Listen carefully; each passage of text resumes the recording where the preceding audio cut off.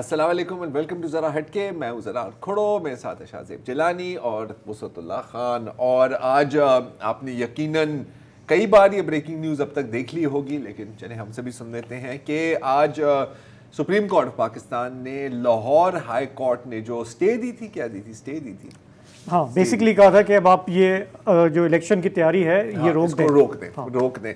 तो उस रुकावट को हटा दिया गया है और कहा है कि सर आप थोड़ी सी आउट हो गए थे और इससे कोई काम करने की कोई ज़रूरत नहीं थी। और इलेक्शन कमीशन ऑफ पाकिस्तान को हिदायत दी गई है, ऑर्डर दिया गया है, हिदायत दी गई है कि आप आज रात ही इलेक्शन का स्केड्यूल अनाउंस करें। और इससे पहले मैंने कई बार ये बात की है कि जो अक्सर लोग पूछते हैं, कहीं भी जाएँ, कोई भी महफिल हो, या लोग पूछते हैं यार ये इलेक्शन हो भी नहीं है या नहीं हो रहे हैं, तो मैंने एक फॉर्मूला बनाया हुआ था इसका कि हर मंडे, वेडनेसडे और फ्राइडे को इलेक्शन हो रहा है।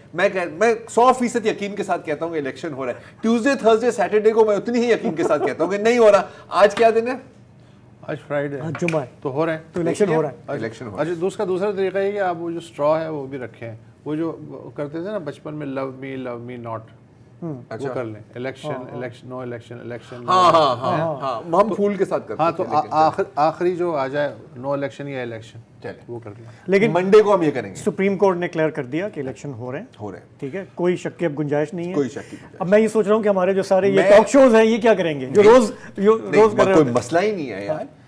क्या वाकई इलेक्शंस हो रहे हैं? एक ये है, अगर इलेक्शंस हुए तो कौन जीतेगा, अगर ये फ्री एंड फेयर होंगे या नहीं, क्या फ्री, ये तो जायज है। नहीं, ये तो सर सवाल ही यही है, बल्कि हालांकि वो भी फॉरगॉन कंक्लूजन है। सवाल ही पीटीआई की हिकमत अमली क्या होगी? पीटीआई की वो आखिर में मुस्लिम लीग नून के साथ अलायंस करेगी, ये जेयूआई के साथ अलायंस करेगी। बिल्कुल कुछ भी हो सकता है, कुछ भी होने के लिए कुछ भी। तो ये जो लाहौर हाई कोर्ट का जो फैसला आया उसमें कंफ्यूजन ये थी कि पीटीआई ने ये पिटीशन की कि जी आपने ये जो आरओज और डीआरओज हैं आपने डिस्ट्रिक्ट एडमिनिस्ट्रेशन से क्यों लिए हैं, ये तो बायस्ड हैं, ये तो निगरान हुकूमत के लगाए हुए लोग हैं, ये हमें इंसाफ नहीं मिलेगा। तो इस पर उन्होंने ये किया। अब हमारे यहाँ मेरा ख्याल है ये नज़ीर मौजूद है कि 2013 में और 2018 में जुडिशरी से लोग लिए गए थे। अच्छा, हमारे इलेक्शन कमीशन ने जुडिशरी को बार बार लिखा है कि जी आप लोग हमें दें, जुडिशरी ने कहा हम नहीं दे रहे। तो जब जुडिशरी नहीं दे रही तो आपने डिस्ट्रिक्ट एडमिनिस्ट्रेशन से लेने हैं, टीचर्स हैं, सरकारी मुलाजमीन हैं, उन सबको इंगेज आप करते हैं। अच्छा, ये कोई ऐसी अनहोनी बात भी नहीं है। अगर आप देखें मेरा ख्याल है भारत में, बांग्लादेश में जब इलेक्शन होता है तो यहाँ भी माजी में यही होता है कि आप ये सरकारी मुलाजमीन लेते हैं। हमारे अभी मैंने ये देखा था कि ना सिर्फ पीटीआई बल्कि पीपल्स पार्टी भी ये कह रही है कि जुडिशरी से लें, लेकिन अगर जुडिशरी नहीं दे रही है तो फिर जो सरकारी मुलाजमीन अवेलेबल हैं वही लगाए जाएंगे। कंसर्न सिर्फ ये, फॉर एग्जांपल सिंध में 15 साल से पीपल्स पार्टी की हुकूमत है और जो आपके 18-19 ग्रेड के जो लोग हैं उनके जो प्रमोशंस हुए हैं वो उनका झुकाव किसी ना किसी तरफ तो होगा। यहाँ पता नहीं किधर। तो मेरा ख्याल जुडिशरी का ये कहना था कि निज़ाम यही है, इसी में चलना है। जुडिशरी को भी स्पेयर रखें, उनको आप पॉलिटिकल कंट्रोवर्सीज में ना डालें।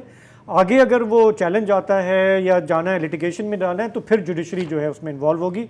अभी इस एक्सरसाइज में उसको ना डालें, शुरू से नहीं। हाँ, तो ये था सारा जो पूरा गड़बड़ घोटाला जिस पे अब क्लैरिटी आ चुकी है कि इलेक्शन होगा और यही डिस्ट्रिक्ट एडमिनिस्ट्रेशन के जो लोग हैं। Nawaz Sharif prime minister, week कोalition government, या प्रेडिक्ट कर रहे हैं? मैं प्रेडिक्ट कर रहा हूँ। चलें, ये क्लिप सेव कर ले, अगर सही साबित हुआ तो इसको वायरल करना, गलत हुआ तो डिलीट करना। चलें कॉल्स ले लें। पहले कॉलर हमारे साथ हैं नवाब शाह से कामरान अली भाई। अस्सलाम वालेकुम। वालेकुम अस्सलाम। खजाना मुल्क का खाली पड़ा है, इसे डॉलर की हुंडी खा गई है और शऊरो फिक्र की फसलें हैं मुर्दा, इन्हें अमरीकी सुंडी खा गई है। ये mother of all talk shows तो वो सुबह से चल ही रहा था, क्योंकि असल में कैमरा का भी इख्तियार नहीं है ना। और दूसरा ये है कि जो सिंध के अंदर काश्तकार हैं वो काफ़ी परेशान हैं। यूरिया और डीएपी जो है वो डबल कीमतों में भी अवेलेबल नहीं है, ब्लैक मार्केटिंग चल रही है, ज़ख़ीरा अंदोज़ों की चांदी हुई है। तो SIFC के ज़ेर तमाम जो है, अगर ये इसको यकीनी बनाया जाए तरसील को, तो ये काफ़ी खिदमत हो जाएगी और इससे जो है पाकिस्तान के अंदर जो फसल है वो भी इंशाल्लाह अच्छी होगी अगले साल। सही है। आसिम मुनीर साहब अभी आ रहे हैं वाशिंगटन से, हाँ। उनके सामने ये मुद्दा रखते हैं कि SIFC बोरियां भी ला रहे हैं। हाँ क्योंकि अब सब कानून उन्हीं ने करना है ना, SIFC के तहत ही होगा, जो भी मतलब DAP जो कुछ भी हो मुल्क की बेहतरी के लिए हो, यूरिया भी वही इंक्लूडिंग ज़राअत और किसान। जी सब शुक्रिया महकमा ज़राअत पाकिस्तान तो बात ही खत्म हो गई वहाँ पे। हाँ कामरान अली भाई, आपका बहुत बहुत शुक्रिया। अगले हमारे साथ हैं हैदराबाद से हसन अली। अस्सलाम वालेकुम। सर वालेकुम सलाम, आप खैरियत से? शुक्रिया, आप बताएं। सर आपका प्रोग्राम का जो तखल्लुस है ज़रा हट के, क्योंकि ये नेशनल नहीं इंटरनेशनल है, तो इस वजह से मैं सवाल भी पूछना किस्म का है। ये जो है फिलिस्तीन का जो मामला है, ये 1917 में ये बिलफोर्ड डिक्लेरेशन हुआ था, उसके वजीर खारजा ने कहा था, एक खत लिखा था जो को कि आप इधर आके बनाए। उस वक्त 1917 से लेके 1947 तक जो फिलिस्तीन की जो आबादी थी, उसमें से 6% उनके पास जमीन थी।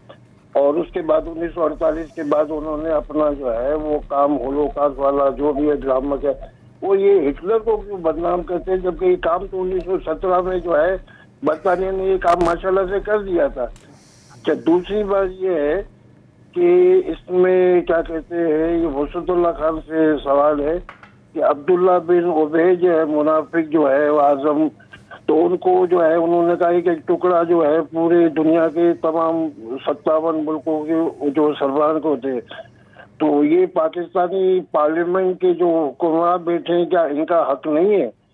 तो ये जरा इस पे तबसरा कर दे तो बड़ी नवाजिश होगी। शुक्रिया।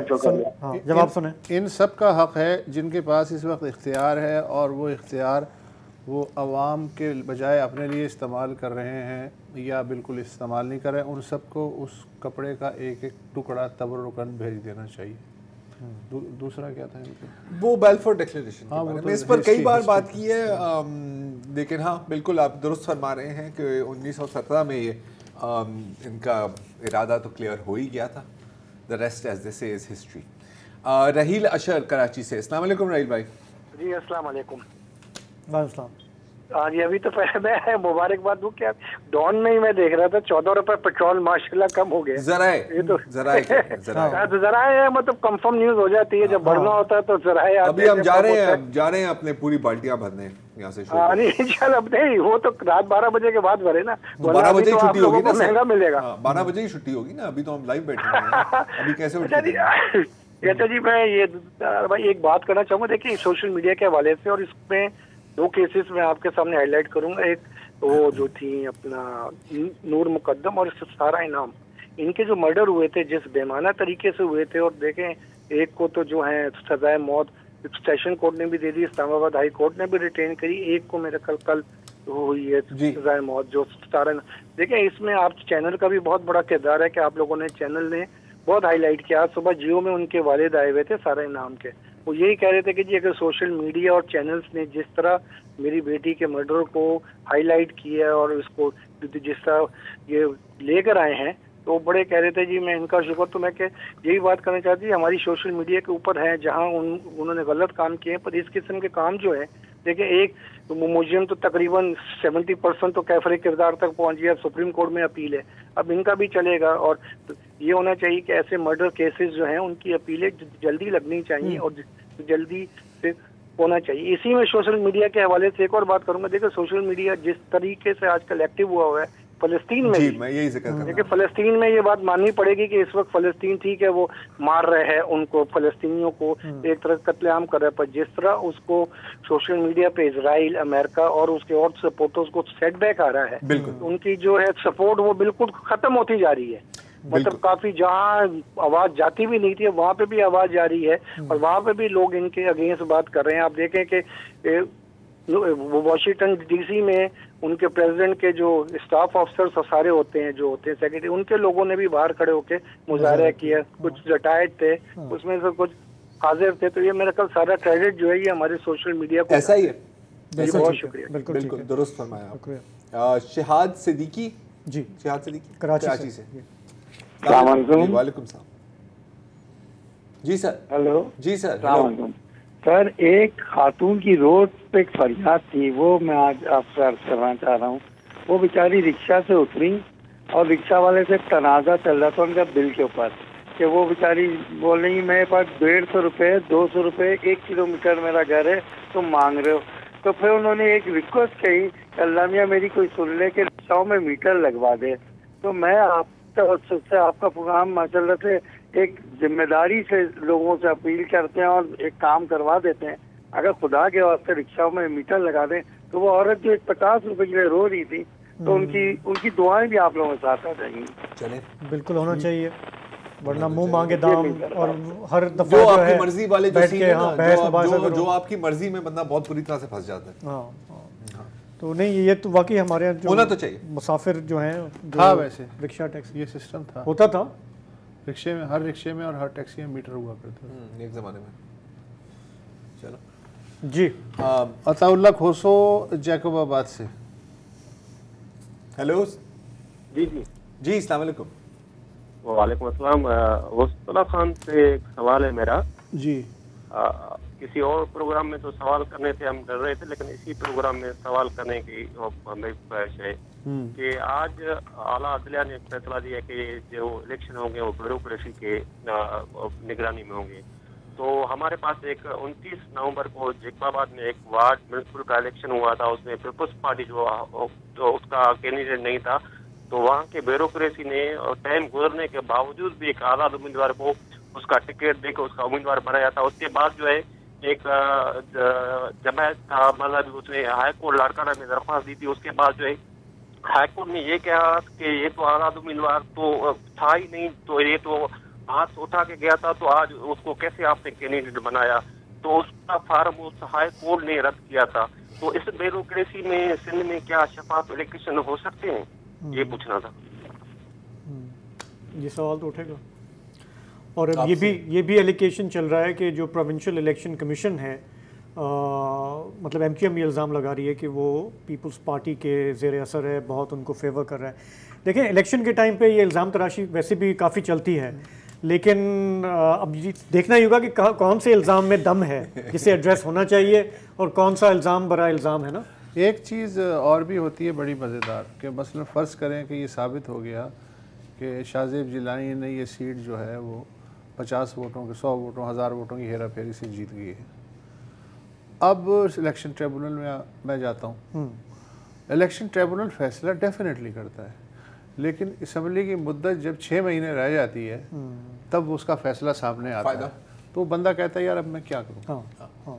ये भी होता है। हमने पिछली पार्लियामेंट में देखा, कासिम सूरी का सबसे बड़ा मिसाल है, क्वेटा से इलेक्शन जीता, धांधली के इल्ज़ामात थे और नवाब लश्करी रईसानी को हरा के वो तारीखों पे तारीखें लगती रही, वो डिप्टी स्पीकर रहे, पता नहीं कितने साल निकाल लिए, वो फैसला आखिर उन्होंने असेंबली तोड़ दी। हाँ। इस तरह की और भी मिसाल हैं। तो ये तो है जब सिस्टम रिग्ड हो तो फिर वो लोग जिनका कोई रोल नहीं बनता पार्लियामेंट के अंदर बैठने का, वो आप पहुंचा देते हैं, ऊपर तक पहुंचा देते हैं। 4.5 साल अगर मैं नाजायज़ बैठ सकता हूँ 5 साल की मुद्दत में, 6 महीने पहले अगर मुझे उतार भी दें कोई बड़ी बात क्या नहीं फर्क पड़ता क्या। है। और ये अक्सर मिसाल है। आप ज़्यादा वज़ीर आज़म से तो वैसे ही ज़्यादा फिर खुश नसीब रहेंगे। हाँ, कि उससे तो ज़्यादा ही हमारा दौरानिया होगा। 3.5 साल तो काफ़ी लंबा अर्सा है। एक वक्फा ले लें चाहें तो।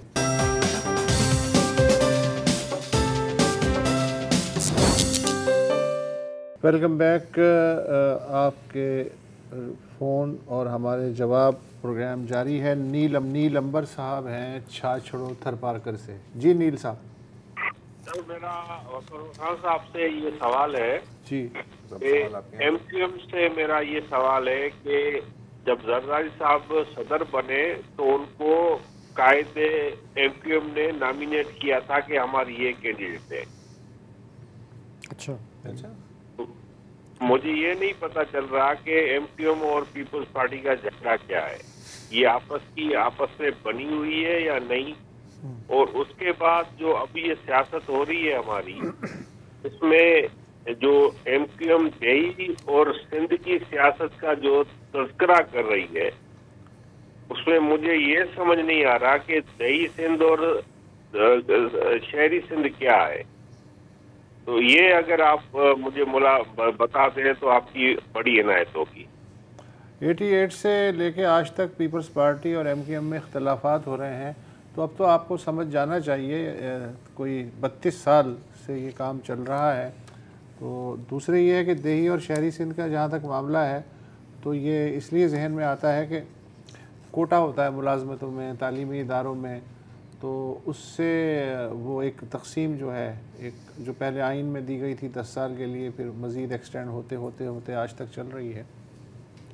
तो उस वजह से ये एक तासुर उस ज़माने में बना था और फिर उसके बाद ज़ाहिर है कि उसने एक नस्ली शक्ल ले ली और एक जो इक़्तिसादी तौर पे ऊंच नीच है वो भी उसमें शामिल हो गई, फिर उसमें सियासत शामिल हो गई, कौमी पार्टियाँ, इलाक़ाई पार्टियाँ, वो सब मिल मिला के तो देही और जो शहरी सिंध है उसका मौजूदा नक्शा इन तमाम असबाब का मलगूबा और नतीजा है। इतनी सी बात है। अब्दुल लतीफ़, हाँ अब्दुल लतीफ़ साहब हैं कराची से। अस्सलाम वालेकुम सर। जी वालेकुम सलाम सर, कैसे हैं आप? बस सर गुजर रही है, आप सुनाएं। सर सबसे पहले तो आप लोगों का शुक्रिया कि गज़ा और फ़लस्तीन के सिलसिले में आप लोग जो अच्छे प्रोग्राम कर रहे हैं और गज़ा की सूरत माशाल्लाह डाउन की चीज़ें सुनते रहते हैं, हम बड़ा इसको अप्रिशिएट करते हैं। और दूसरा ये कि आज के जो ये इलेक्शन का जो ऐलान भी हुआ है और सुप्रीम कोर्ट में इसकी समाअत हुई, तो सर मेरा ये पूछने का मकसद है कि अगर क्या सियासी पार्टियों के पास ऐसा कोई प्रोग्राम है कि पाकिस्तान के माशी मसाइल इससे हल हो जाएंगे, या अभी जो थोड़ी सी सूरत बेहतर हुई है माशी लिहाज से, कुछ निगरान हुकूमत के दौर में और ताले वगैरह कंट्रोल में आया है, तो क्या इससे कोई इलेक्शन के बाद भी आवाम को रिलीफ मिलने की तवक्को है? ठीक, अच्छा सवाल है। अच्छा सवाल है, बहुत मुश्किल है जवाब देना। मेरा नहीं ख्याल कि कोई लॉन्ग टर्म रिलीफ इस वक्त कोई भी दे सकता है, कोई भी दे सकता है। और ये कोई ना मतलब ना आपकी SIFC ना आपकी कोई सियासी पार्टियाँ, क्योंकि मसला फंडामेंटल्स का है सर। ये ऐसा नहीं है कि अभी यार 5 रुपये पेट्रोल बढ़ा दी या कम कर दी या यूनिट बिजली के यूनिट कम बढ़ गया या स्टॉक मार्केट 70,000 तक पहुंच गया, ये मेन चीज़ें नहीं है इस वक्त। जी सॉरी, आप इसके लिए पंजाबी में नारा है गोंगलुओं से मिट्टी झाड़ना। 15 रुपये कम कर दिए, 10 रुपये बढ़ा दिए। तो जो असल काम है वो अभी बहुत लॉन्ग टर्म है और अगेन हमें भी देखना होगा उसकी कैपेसिटी नज़र नहीं आ रही कहाँ उसकी अभी। हाँ अनफॉर्चुनेटली कैपेसिटी नज़र नहीं आ रही। वही बात है यार जो हमेशा बोल रहे होते हैं कि जब तक आपने इकोनॉमिक एक्टिविटी को इंसेंटिवाइज नहीं करेंगे इस मुल्क में, हाँ मेरे पास पैसे हैं तो मैं 4 प्लॉट क्यों ना खरीदूँ, मैं कारोबार क्यों शुरू करूँ, राइट। तो प्लॉट तो ख़रीदना आसान काम है लेकिन उससे आपकी मईशत का पहिया तो नहीं चलेगा ना। मैं किसी को रोज़गार नहीं दे रहा, कोई टैक्स नहीं दे रहा, so on and so forth. तो जब तक आप इन बेसिक चीज़ों को नहीं सही करेंगे तो जितनी भी लंबी इमारत आप बनाएंगे वो गिरी जाएगी। लेकिन ये है कि इलेक्शन में अब हम जा रहे हैं, इलेक्शन हो जाए, कोई गवर्नमेंट बनेगी तो कम से कम किसी को आप सवाल तो कर सकते हैं ना किसी से।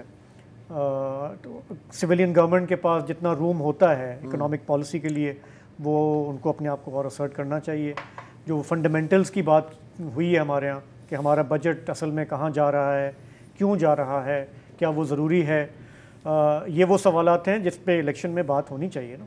और इन पार्टियों को भी हमें जवाबदेह करना चाहिए कि वो इस पर खुल के बात करें, प्लेजेस दें, कमिटमेंट्स करें कि कैसे ख़जाने को पूरा करेंगे। मतलब ये कहना तो बहुत आसान है कि मुझे आवाम से और टैक्सेस निकालने हैं और टैक्सेस लगाने हैं क्योंकि वो सैलरी क्लास से निकालने हैं, हमसे आपसे निकालने हैं, लेकिन आप उस बजट को कैसे डिवाइड करते हैं उस पर बिल्कुल बात होनी चाहिए। और आपका इसलिए ये सवाल बहुत अच्छा है। हम ये जज्बाती गुफ्तगू से, मज़लूमियत से, इल्ज़ाम तराशी से, ज़ातियात से, फैमिली पॉलिटिक्स से, उससे हम निकलें और इश्यूज़ पे हम फिर बात करें। एक वक्फा ले लें।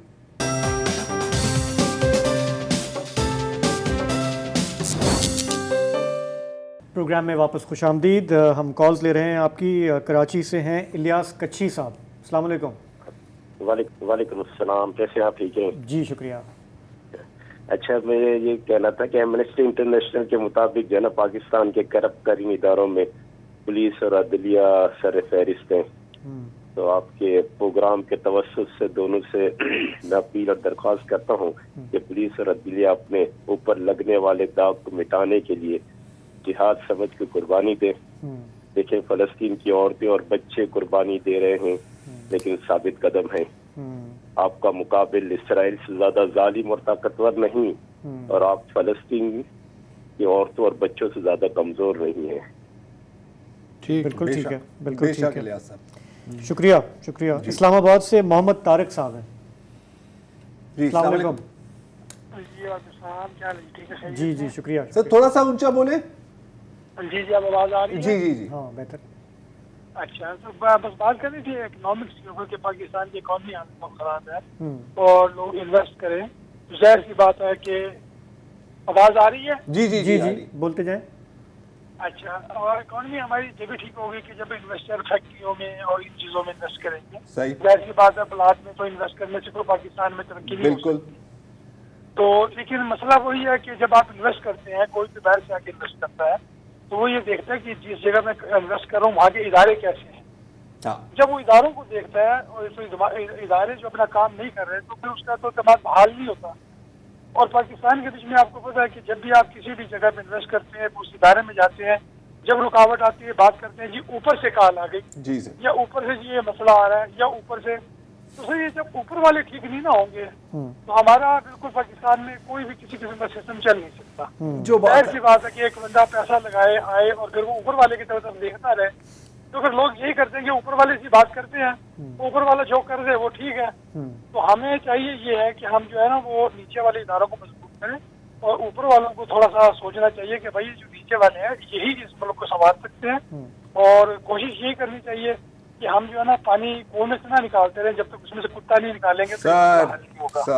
तो बेहतर यही है कि बस हमें कोशिश करनी चाहिए कि हम इदारों को मजबूत करें और कोशिश करें कि इंटरफेरेंस ना हो, तो लोग इन्वेस्ट करेंगे। पाकिस्तान में बहुत अच्छी जगह है, बहुत लोग इन्वेस्ट करना चाहते हैं, लेकिन मसला वही है कि मसला वही है जो आपने बयान कर दिया है। बिल्कुल जी जी, जी। हमारे चीनी भाई है ना जो तारिक साहब, हमारे जो चीनी भाई हैं ना, उनकी कुछ बड़ी प्यारी कहावतें हैं, और एक है कि मछली सर से गलती है। हाँ। अब मुझे नहीं पता बाकी सर से गलती है नहीं, लेकिन मतलब बात वही है जो आप कह रहे हैं। हाँ, तो अब SIFC जो आ गया है, तो मेरा ख्याल है कि अब मामला ठीक हो जाएंगे। मैं पूरा उम्मीद है कि ऊपर से मामला ठीक हो जाएंगे, तो आमीन।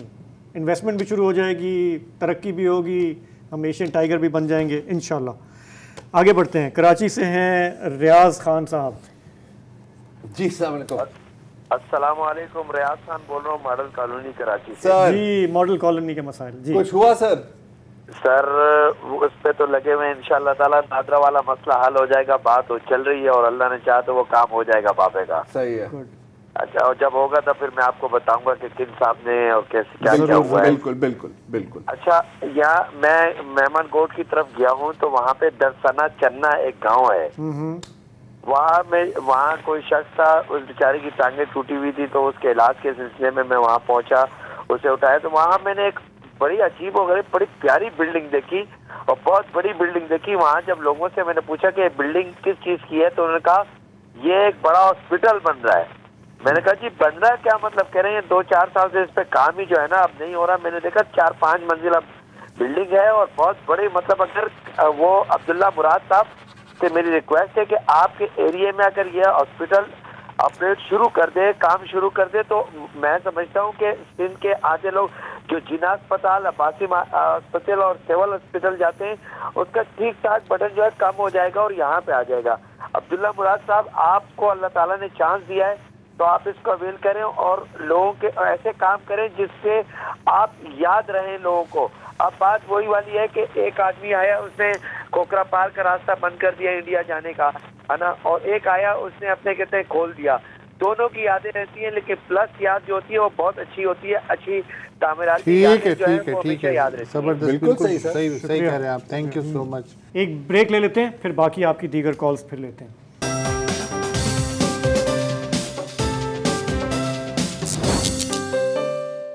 Welcome back. हमारे अगले कॉलर हैं मोहम्मद उमर साहब इस्लामाबाद से। अस्सलाम वालेकुम सर। जी वालेकुम सलाम। जी सर। अच्छा, मैं एक मीडिया से रिलेटेड टॉपिक पे थोड़ा सा जी पूछना चाहूँगा कुछ चीज़ें। एक तो ये बेसिकली जो मीडिया हाउसेस हमारे बहुत सारे बन गए हैं, आई थिंक सैकड़ों में है। जी हाँ। उसका आई थिंक जिनका बैकग्राउंड मतलब प्रिंट मीडिया या सहाफत से ना हो, उनको अलाउ नहीं करना चाहिए taking over the media house. उसमें एक ये है कि जो एक जो ब्रेकिंग न्यूज़ की जंग बेसिकली शुरू हो जाती है ना, उसके पीछे एक अजीब हैजानी सी कैफियत पूरी सोसाइटी में उस वजह से फैलती है। क्योंकि अगर एक प्रॉपर सहाफ़ी इदारे होंगे तो वहाँ पे आई थिंक फिर भी चीज़ें रेगुलेट करना इजी होगा। क्योंकि अगर प्योर एक बिजनेसमैन जिसका कोई लेना देना नहीं है सहाफ़ती बैकग्राउंड से, वो ये चीज़ समझ भी नहीं सकता। तो आई थिंक कि जो पैमरा है या इसको इस बारे में कुछ लॉन्ग टर्म एक पॉलिसी जरूर जी वाज़े करनी चाहिए। अगर आप देखें जो डेवलप्ड कंट्रीज हैं वहाँ पे इतना खुला मीडिया नहीं होता।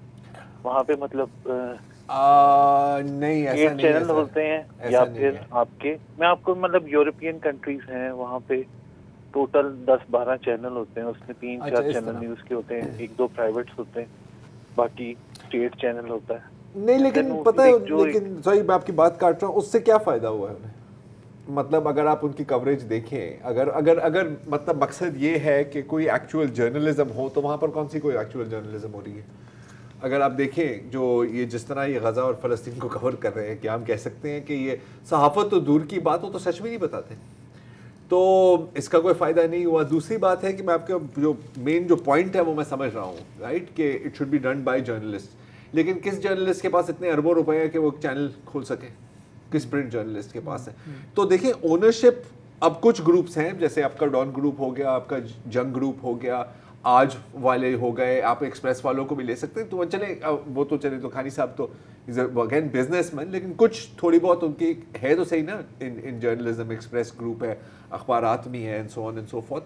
तो चलना तो ऐसे ही है, घूम फिर कर ये फिर व्यूअर पे ही मेरा ख्याल है बात आती है कि आप चूज करें कि आपने किसको देखना है, आपने किसको नहीं देखना। अगर ब्रेकिंग न्यूज़ से उजत हो रही है तो ना देखें ब्रेकिंग न्यूज़। और लोगों ने देखना छोड़ भी दिया है, तो आपके पास लेकिन चॉइस है ना। आप अगर आपको लग रहा है कि ये बहुत ज़्यादा सेंसेशनलिज्म है और आपको इन्फॉर्म नहीं कर रहे, एजुकेट नहीं कर रहे, आपका टाइम वेस्ट कर रहे हैं, तो लोग को तो डिजिटल पे हैं ज़्यादा, वहाँ देख रहे होते हैं खबरें। और you can pick and choose, कुछ शोज़ अच्छे होते हैं, कुछ चैनल अच्छे होते हैं, you don't have to watch everything. लेकिन बुनियादी पॉइंट ये ठीक है, क्वालिफाइड लोग जिनका काम है वो उनको होना चाहिए, लेकिन ऐसा है नहीं, उनको चलाने भी चेंज भी नहीं होगा, फिर उनको चलाने भी दिया करें। क्योंकि हमारे यहाँ तो अगर ये बात मान ली जाए तो पाकिस्तान में सिर्फ 6-7 ही चैनल रह जाएंगे, बाकी तो सब उससे भी कम, उससे भी कम, उससे भी कम, उससे भी कम। तो चलें आगे बढ़ते हैं। कराची से मजहर अली शाह साहब हैं। जी मजहर अली शाह साहब जी, अस्सलाम वालेकुम। मेरी बात थोड़ी लंबी है इसलिए जल्दी शुरू करता हूँ। असल में ये 10-15 दिन 20 दिन पहले चकवाल या खुशाब की तरफ किसी मदरसे की खबर आई थी कि वहाँ बच्चों के साथ ज्यादती हुई है। जी अच्छा, होता ये एक बदकिस्मत की बात यह है कि हम सब लोग इसमें शामिल हैं, अदलिया और उन बच्चों के वालिदैन जो बच्चे मदरसे में पढ़ते हैं, इसको एक रूटीन समझ लिया है। उसका कोई खबरें आती हैं, कोई रिजल्ट नहीं निकलता, न किसी को सजा मिलती है। अच्छा, मेरा सवाल भी इसके मुतालिक नहीं है। मेरा सवाल ये, आजकल एक और वीडियो चल रही है, किसी बच्चे पर बेईमाना तशद्दुद हो रहा है। अच्छा, ये जालिम मौलवी इतने बुरे तरीके से बच्चों पर तशद्दुद करते हैं कि अक्सर बच्चों की डेथ भी हो जाती है। अच्छा, जो बच्चे पढ़ रहे हैं उनके वालिदैन गरीब हैं, वो इस मदरसा माफिया के मौलवियों से लड़ नहीं सकते। होता है वो खुदा कारण अल्लाह के वास्ते उस बच्चे उसका खून माफ कर देते हैं। तो मेरा सवाल ये बड़े हमारे जो काजी साहब हैं उनसे ये है कि खुदा के वास्ते ऐसा कोई ऑर्डर करें कि ये जो रियासत है वो इन बच्चों की मुद्दई बने। ऐसे बच्चे जो तशद्दुद से हलाक हो जाते हैं उनकी रियासत मुद्दई बननी चाहिए, क्योंकि ये सोकाल्ड माँ के जैसी जो रियासत है वो अपने बच्चों का कत्ल कैसे भूल जाती है। तो मेरा अर्ज ये है और रिक्वेस्ट भी है काजी साहब से कि ऐसा कोई ऑर्डर करें कि ऐसे बच्चों के कत्ल में जो रियासत मुद्दई बने तो जालिम मौलवियों को कुछ सजा मिले तो शायद कोई सिलसिला रुक जाए। बाकी ये वो सिलसिला तो चलता रहता है सारे मदरसों में। मैं तो कहता हूँ सर कि इसको आगे ले जाते हैं। मैं तो कह रहा हूँ कि बहुत और केसेस हैं जिसमें रियासत को मुद्दई बनना चाहिए। हमने देखा है कि जो जिनको हम गैरत के नाम पे कत्ल, जो वैसे तो बेगैरती वाले कत्ल होते हैं, उसमें ये कानून पास किया गया था, लेकिन फिर उसमें एक कोई लूप होल भी रह गई थी। और आपको याद है 2-3 केसेस इस तरह के हुए हैं कि जज ने मान लिया। अच्छा, इसमें हाँ मुझे याद है लूप होल क्या थी। अगर वहां पर आप सिर्फ इतना साबित कर दें कि यार ये ऑनर किलिंग का केस नहीं था, तो फिर माफी का दरवाजे दोबारा खुल जाते हैं। तो ये माफी का सिलसिला क्या है यार? आपने बंदे को कत्ल किया है, ये कोई एक प्राइवेट पार्टी के बीच में तो कोई चीज नहीं है ना, ये तो रियासत के खिलाफ जुर्म है, आपकी पूरी मुआशरे का फैब्रिक इससे तबाह होता है। तो मैं तो कहूंगा कि बिल्कुल जिससे आप कह रहे हैं, मैं 100% आपसे इत्तेफाक करता हूँ और मैं कहता हूँ कि हर इस तरह के केस में it should be a crime against the state, not a crime against the individual. इन्होंने जैसे कहा कि बेहिसी इतनी हो जाती है समाज में कि आए दिन खबरें आ रही हैं ना, तो हम उसको नॉर्मलाइज कर देते हैं कि यार ये तो चलता रहता है। हमने कवर की है स्टोरी। नहीं तो इनकी बात ये सही है, इस तरह की दर्जन आपके पास पड़ी हुई है कि कितनों को करोगे कितनों को नहीं करोगे। इसकी संगीनी जो है उसमें अदलिया को बिल्कुल उसको नोटिस लेना चाहिए। हैदर रजा हैं कराची से। वालेकुम सलाम। सर मेरी कॉल कर गई थी, बात आपसे हो रही थी, तो मैंने आपको बताया था कि मैं पेंशनर हूँ। जी जी। इत्तेफाक ऐसा है कि बहुत दिनों से हमारा मामला जो था वो चल रहा था, अभी हमारी तरफ जो है कोई मामला हो ना सका। तो कहने का मकसद ये है कि ये चीफ जस्टिस साहब को जरा सा ये सोचना चाहिए कि पहले जिंदों के मामला तो हल कर लें, जो गुजर गए उनके बारे में क्या मामला कर लें। पहले जो जिंदा हैं या तो उनको सबको मार दे और सारे मामला फिर मरने के बाद सारे काम शुरू कर ले। आप ये देखिए 40,000 पेंशन है, एक आदमी 40,000 पेंशन है, और केस 2015 में हमारा फुल बेंच ने हमारा डिसाइड किया था, हमारे हक में फैसला दिया था। ये आपको सारी डिटेल पता है। और आपको याद होगा जैदी साहब से मैंने कहा था, जब जैदी साहब तो चले गए, उनसे मैंने कहा था कौन से ऐसे लोग हैं जो हमारा ये मामला होने नहीं दे रहे। तो उन्होंने कहा था कि भाई आप बहुत बेहतर जानते हैं, मैं सच नहीं बताऊंगा। वही वाली बात है कि अगर सच बता दूंगा जो आजकल हो रहा है, आप देख ले सच बोलने वाले के साथ, ये तो सब आपके सामने।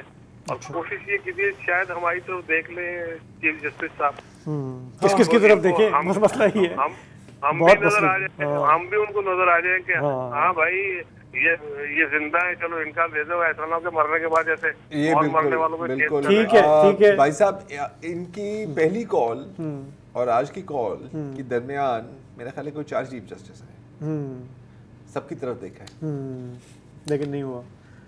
तो वो जो हमारे नेशनल हैं पेंशनर, उनकी तो कुछ सुनवाई शुरू हो गई है ना? सुनवाई शुरू होनी है समटाइम दिस मंथ, और वो हमें बताएंगे जरूर, अगले शायद अगले जुमे। बस उम्मीद पे दुनिया कायम है। अभी हमारे प्रोग्राम का वक्त ख़त्म हो रहा है, हमें इजाज़त दीजिए, आपसे पीर को मुलाकात होगी। तब तक look after yourself. Thank you, खुदा हाफिज़, शब बख़ैर।